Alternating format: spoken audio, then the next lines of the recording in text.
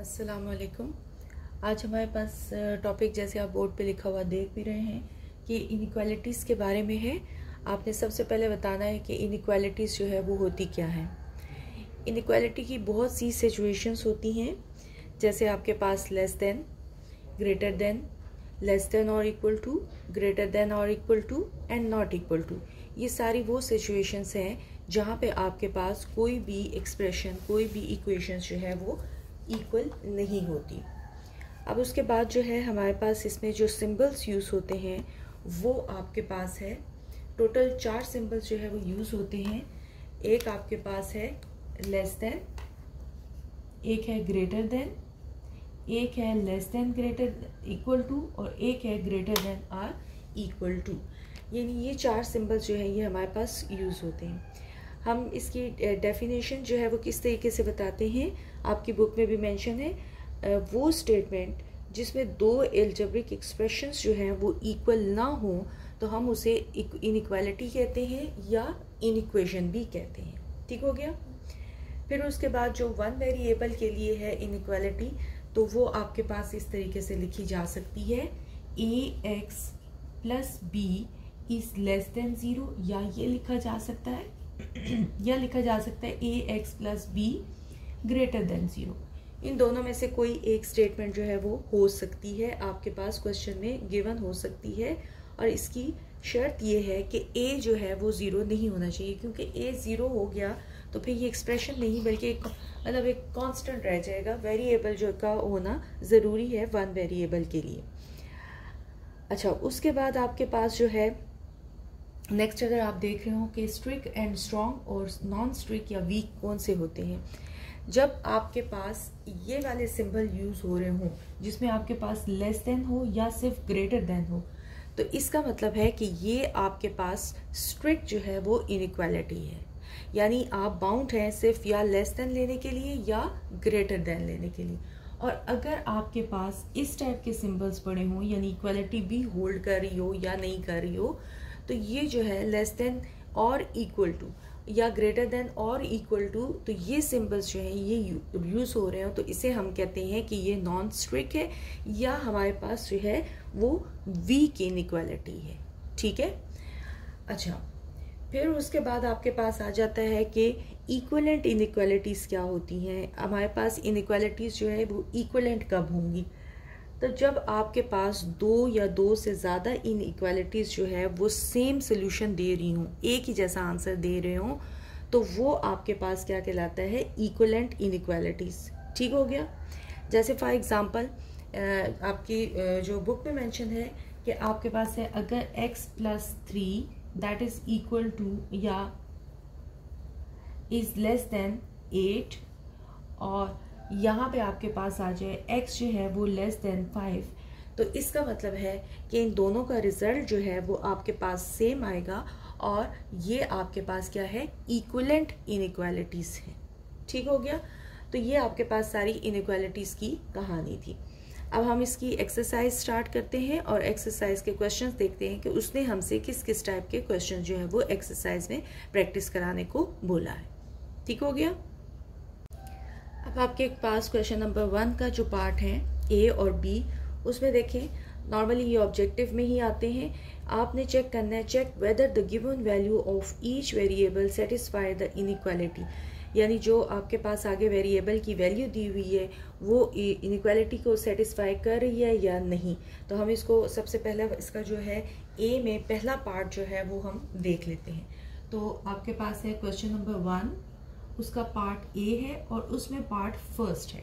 Part first में आपके पास लिखा हुआ है 5y minus 12 that is greater than 0, और साथ में आपके पास वेरिएबल की वैल्यू दी हुई है y इज इक्वल टू 3।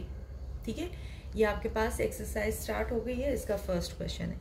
अब देखें, हमने सिंपल क्या करना है कि इसमें वैल्यू पुट कर देनी है। जैसे y की वैल्यू 3 है तो हम y की वैल्यू यहाँ पे पुट करते हैं, तो ये आपके पास देखें कि क्या आता है।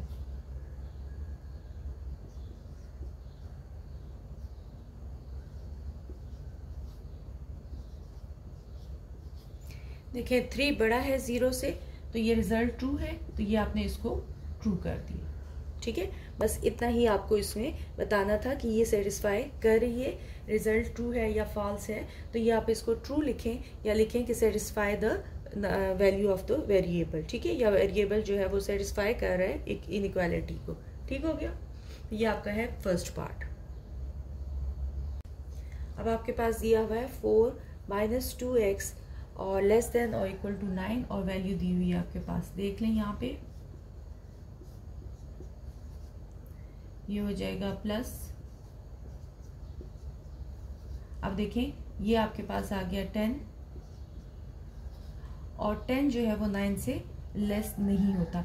इसका मतलब है कि ये वैल्यू जो है वो इनइक्वालिटी को सेटिस्फाई नहीं कर रही।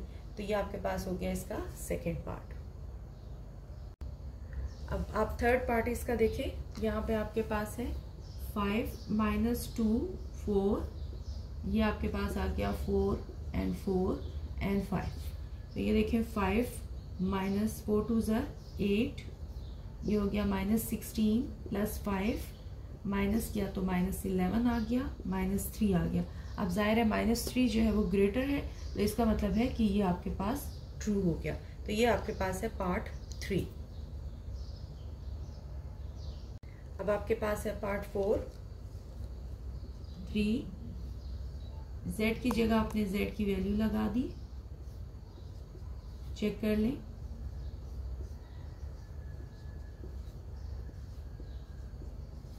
अब यहाँ पे देखें ये जो इक्वालिटी का साइन होल्ड कर रहा है, इसका मतलब है कि ये बराबर भी हो सकता है।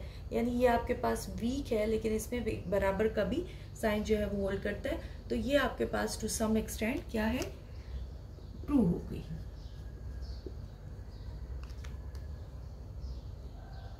तो ये आपके पास है इसका फोर्थ पार्ट। अब इसका फिफ्थ पार्ट देख लें। ये देखें 5 11 - 2 9 × 11 3 2 × 11 -4। तो ये हो जाएगा 5 9 ग्रेटर देन 99 -3 22 - 4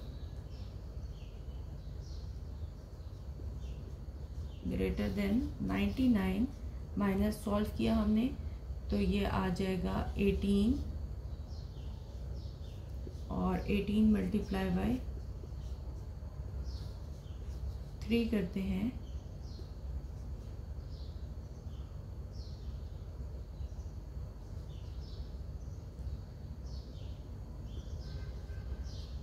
माइनस करके देख लें 9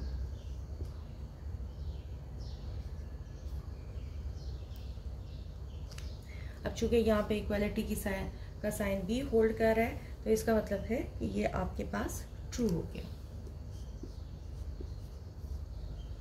ठीक है, तो ये आपके पास क्वेश्चन नंबर 1 पार्ट ए के सारे पार्ट्स मैंने आपको करवा दिए।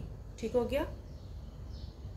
अब आपके पास क्वेश्चन नंबर 1 का ही बी पार्ट के मुख्तलिफ पार्ट्स हैं जिसमें वो आपसे पूछ रहा है कि right each solution in the set notation.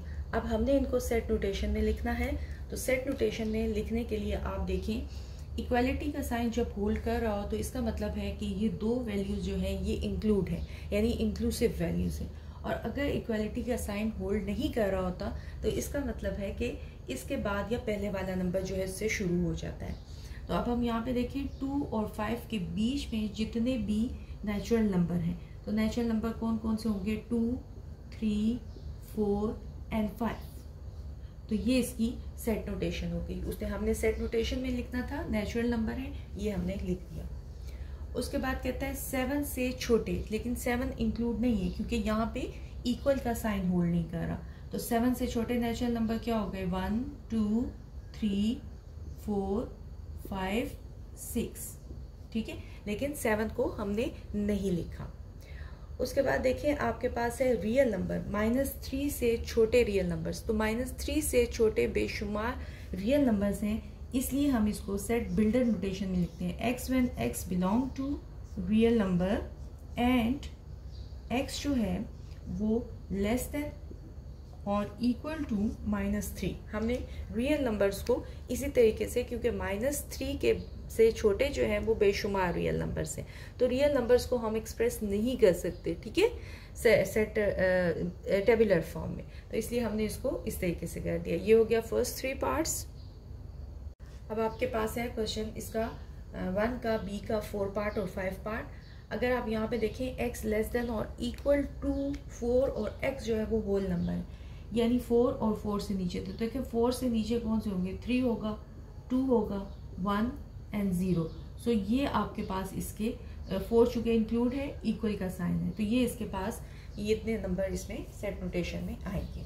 अब रही फिर बात आपके पास आ गई रियल नंबर की है, और अभी पिछले क्वेश्चन में मैंने आपको बताया कि रियल नंबर को हम एक्सप्रेस नहीं कर सकते, इसलिए इसको एज इट इज़ हम लिख देते हैं सेट बिल्डर फॉर्म में, ठीक है, क्योंकि आपके पास -4 और -3/2 के बीच में बहुत ज़्यादा रियल नंबर्स होते हैं, वो इनफाइनाइट रियल नंबर्स होते हैं, तो हम इनको इसी तरीके से मेंशन कर देते हैं। तो ये आपका हो गया क्वेश्चन नंबर 1 के सारे पार्ट्स कंप्लीट। अच्छा, अब ये हमारे पास एक इनइक्वालिटी है क्वेश्चन नंबर 2 में, और हमने इसको सॉल्व करना है। सॉल्व का मतलब है कि हमने इससे x की वैल्यूज़ फाइंड आउट करनी है, और x की वैल्यूज़ फाइंड आउट करके उसको सेट नोटेशन फॉर्म में लिखना है। तो सबसे पहले हम इसको कैलकुलेट कर लेते हैं। कैलकुलेशन इसकी सिंपल है, जैसे हमने इक्वालिटी के लिए किया था इसी तरह माइंड में इनइक्वालिटी के लिए भी हमने रखना है। तो ये हो जाएगा 9 हो गया, यहाँ पे ये मल्टीप्लाई हो रहा है, दूसरी साइड पे जाएगा इनइक्वालिटी के, तो डिवाइड हो जाएगा। तो ये आपके पास आ गया ये, यानी 3 से छोटे नंबर्स, कौन से छोटे नंबर्स, नेचुरल नंबर। तो ये आपके पास आ जाएगा 1 2। अब याद रहे कि 3 इंक्लूड नहीं है, क्योंकि आपके पास स्ट्रिक्ट जो है वो इनइक्वालिटी है, तो ये आपके पास इसके सेट फॉर्म नोटेशन फॉर्म भी आ जाएगी। अब आपके पास है 6x - 5x, तो सबसे पहले हम इसको सॉल्व कर लेते हैं। 6x + 2x 35 + 5, तो ये आपके पास आ जाएगा 8x, और ये आ जाएगा 40। अब आपने इसको डिवाइड किया तो ये आ जाएगा 5, यानी 5 से छोटी वैल्यूज़ या आपके पास 5 के बराबर वैल्यूज़, तो ये आ जाएगा होल नंबर है, तो स्टार्ट होते हैं 0 1 2 3 4 और 5 भी इंक्लूडेड होगा। तो ये आपके पास हो गया है क्वेश्चन नंबर 3। क्वेश्चन नंबर 4 है, पहले हम इसको कैलकुलेट कर लेते हैं। ये हो जाएगा 4y - 4 - 7, तो ये हो जाएगा 16 - 5y 4y - 11। यहाँ पे आपके पास आ जाएगा 16 + 11 और 4y + 5y, तो ये हो जाएगा 27, और यहाँ पे आपके पास 9y आ जाएगा, या हम इसको लिख सकते हैं 3, यानी 3 से बड़ी वैल्यूज़। तो 3 से बड़ी वैल्यू रियल नंबर में ज़्यादा होती हैं। अगर हम इसको सेट नोटेशन में लिखते हैं तो वो हमारे पास ये हो जाएगा x y when y belong to real number and y is greater than 3। मैंने इसको उल्टा करके लिख लिया, आप इस तरीके से भी लिख सकते हैं, और आप एग्जैक्टली जो नोटेशन आपको दी हुई है आप वैसे भी लिख सकते हैं। तो ये इसका रिक्वायर्ड क्वेश्चन नंबर 4 था। अब है क्वेश्चन नंबर 5।